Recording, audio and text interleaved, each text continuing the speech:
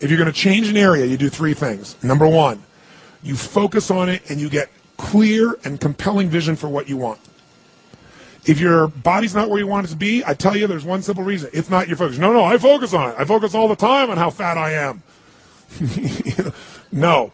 See, if you focus on crashing into the pole, trying not to, the more you try not to, what you focus on, that's where the energy goes, that's where you go, right? We all know that.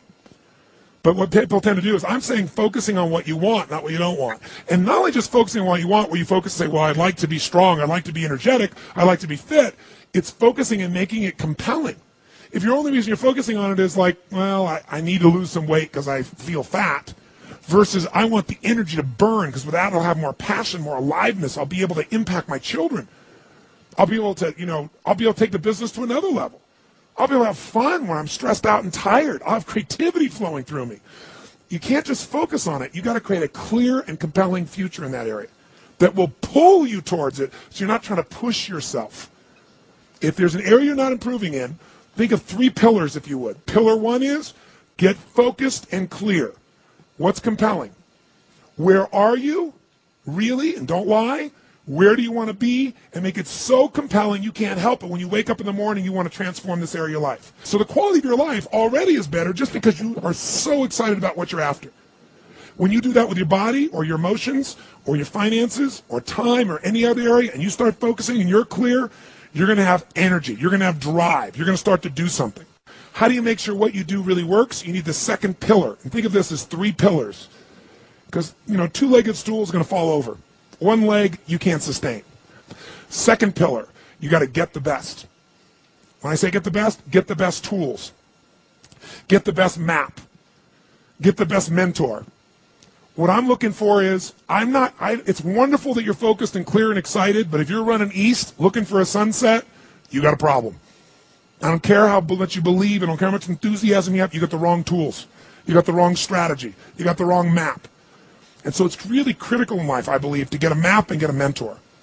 Because the map very often changes, and the best mentor, somebody who's the best at what they do, they know the shortcuts, don't they? Or they know when the roads change. You don't get stuck hanging out, in the desert when you're trying to get to the ocean, metaphorically.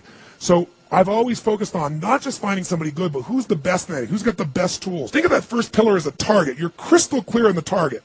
And now you got the toolbox, man. You got the best tools, not rinky-dink tools, the very best. And the way to get the best, by the way, that I've done it is model someone who's already successful. All the tools I come up with, some I've obviously created, but the foundation came by standing on the shoulders of other giants. I went out and found somebody that's already got the result. Why reinvent the wheel? Success leaves clues. Find the best, figure out what they're doing. Do that. Alter it. Find your view of it. But start with what already is working rather than starting from scratch and trial and error. But if you've got that focus, the target, and you got the toolbox, and you're still not getting what you want, it's because you got inner conflicts. That's the third pillar. You've got to resolve your inner conflicts.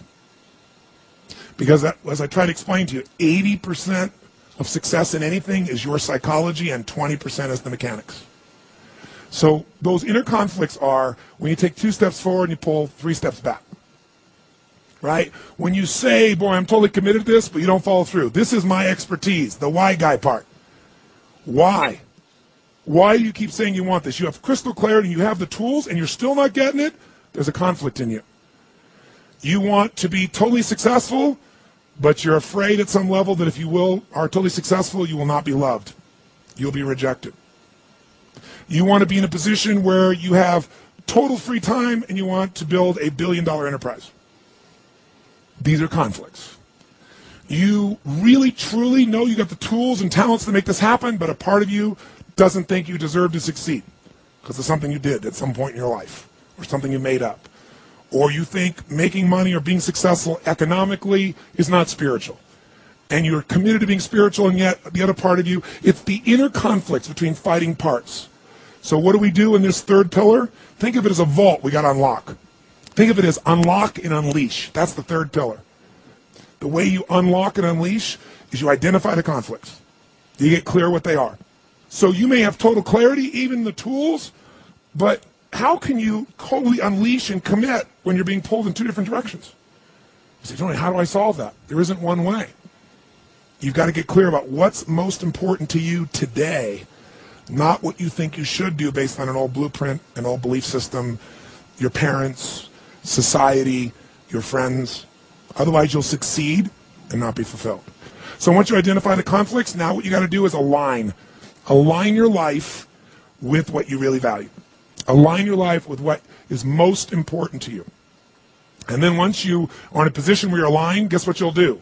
Take action. You won't even have to work at it. When everything's in alignment, there's nothing pulling you away, boom, you go for it. But when you say, I want a relationship, but at the same time, simultaneously, I want to be in a position where, I never have to, I only get what I want every moment, or I never have to commit to anything, then obviously you're never going to get there. That inner conflict must be resolved. Once you align and you take action, guess what's going to happen? You're going to achieve. And once you achieve, you succeed. When you succeed, I'll tell you what you got to add to it. Celebrate, right? And then contribute. Pay it forward, if you will. As corny as that sounds. Remember the movie? Pay it forward. Don't pay it back. Take what you've got, what you've learned, and bring it to someone else.